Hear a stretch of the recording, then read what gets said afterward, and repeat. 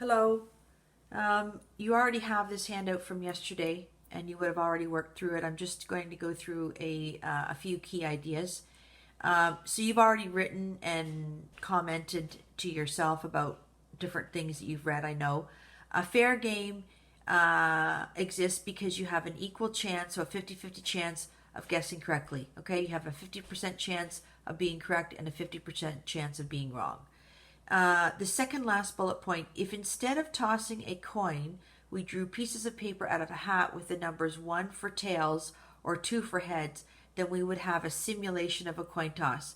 You're simulating the coin toss because you're not physically using the coin. Okay? So you're using pieces of paper to represent the coin. The last bullet point, this is a bit strange. Okay, this idea here. This is really from Unit 5. Okay, the discrete random variable is discrete because it's not decimals. So going back up to this example here, the fact that you used 1 and 2 as the values representing your outcomes meant that they're discrete because 1 is not a decimal and neither is 2.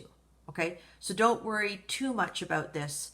We'll talk more about this as the time goes on. Okay, so I've just made up these questions. If we were in a class, we would have done this for real. So I said to use a coin to flip it 10 times. So the number of trials you had was 10, basically the number of times you do the experiment. And I just made up these two numbers. Okay, so these numbers are going to be used to determine the probabilities down below. If we understand this formula, A is the desired outcome. So whatever A is. So the number of times the desired outcome occurs. So the desired event is, in this case, A. Whatever's in the bracket is what you're trying to get. Okay? Divided by the number of trials. So if the bracketed value here, or the outcome, is heads, then the number of times that the coin turned up heads was 3, divided by the number of trials, which was 10. So the probability of getting a heads in this case was 3 out of 10. Now, your numbers might not be 3 out of 10. Hopefully you did this for real, okay? And these numbers don't have to match mine, okay? But you do have to understand the formula. So if the value in the brackets here, the name or the word is tails, then that means I want to focus on the number of tails I got to determine my probability of getting tails.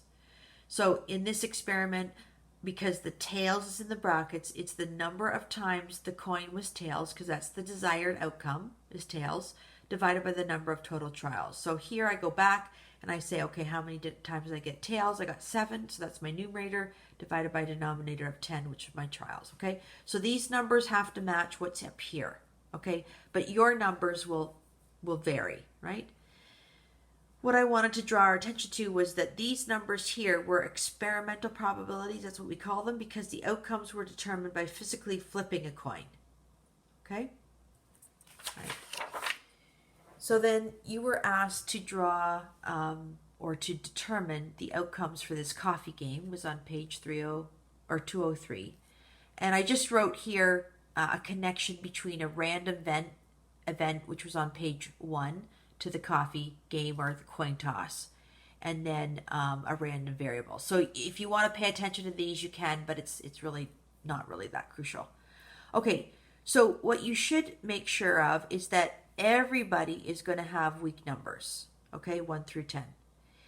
This was determined by the actual experiment, okay? So these values here, are determined by you actually doing the experiment, okay?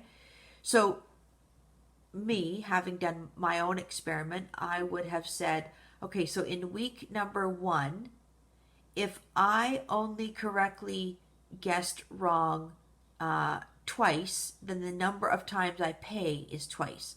So the times that you pay is equal to the times that you guess wrong, okay?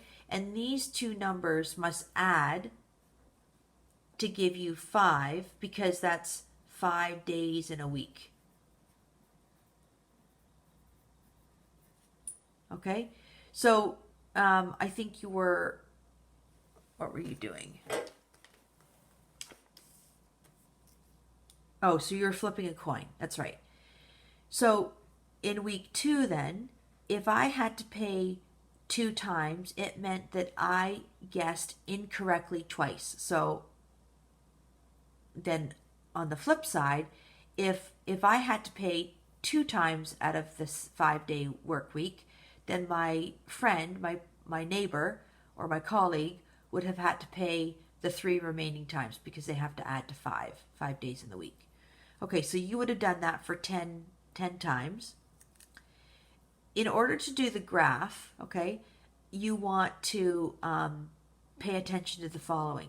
The amount that you pay is the number of times you pay times $2 each day, because you're buying coffee for yourself and for your neighbor or your colleague. Okay, so for example, in week 1, okay, I or you had to pay twice. Okay, so the number of times that you had to pay was 2 times the dollar amount of $2.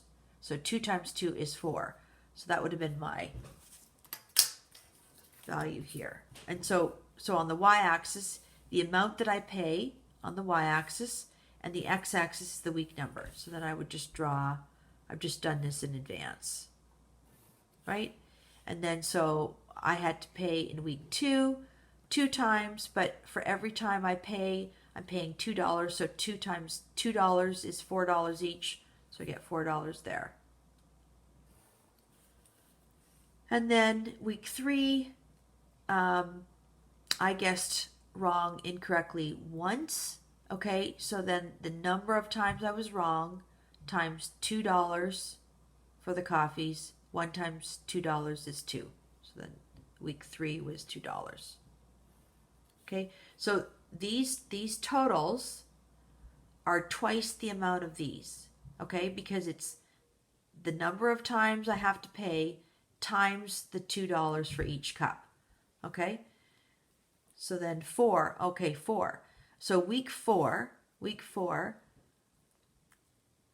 I had to pay 0 times because I guessed incorrectly 0 times in the whole entire week. That meant that because I was the winner every single day, right? It meant the neighbor or my colleague or whoever it is, my partner, okay, they had to pay every day.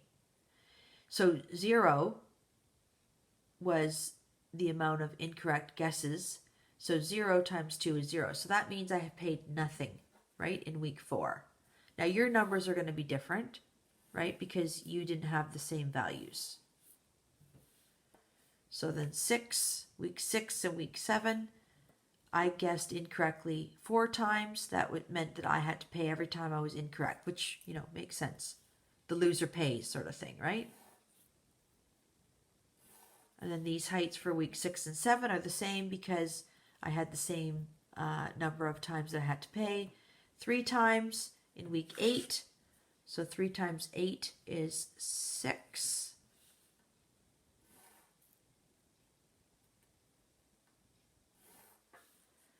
And then week 9 was bad for me because I guessed incorrectly all 5 days. So I had to pay $2 for each day. So that's a total of 10.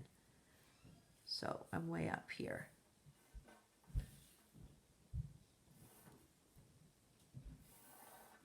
Okay, so then just to make these a little more visible, I might shade them in.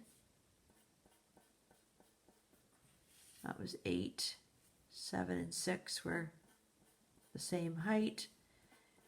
What some of you might be noticing now is that I have not separated my bars, which is what we talked about in Unit 1.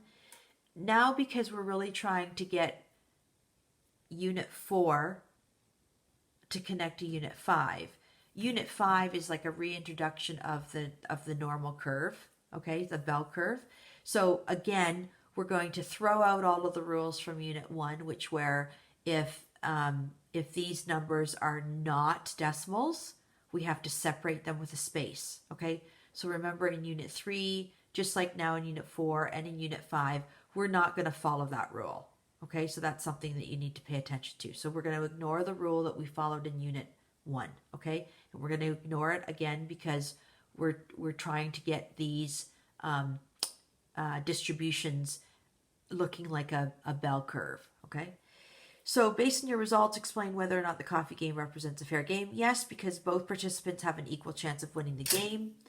How many trials would be needed to predict the expected weekly costs? You'd need at least 100. Okay, 100 is a large enough number to make it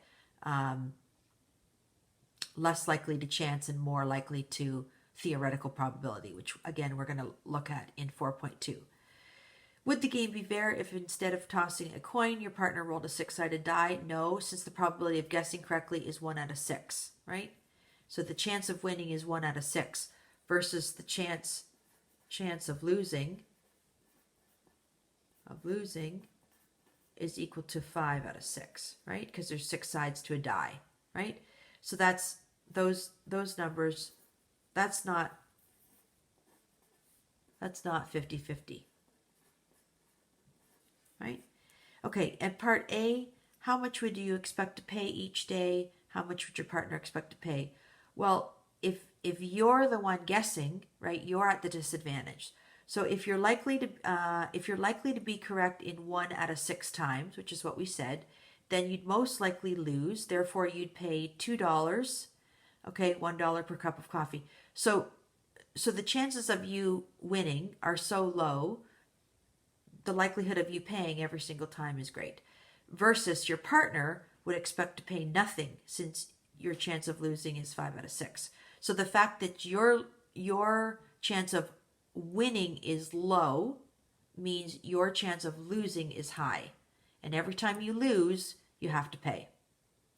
Again, if you have any questions about the homework that was assigned, please email me using the icon at the top of Brightspace, which is the envelope. Okay. Talk soon.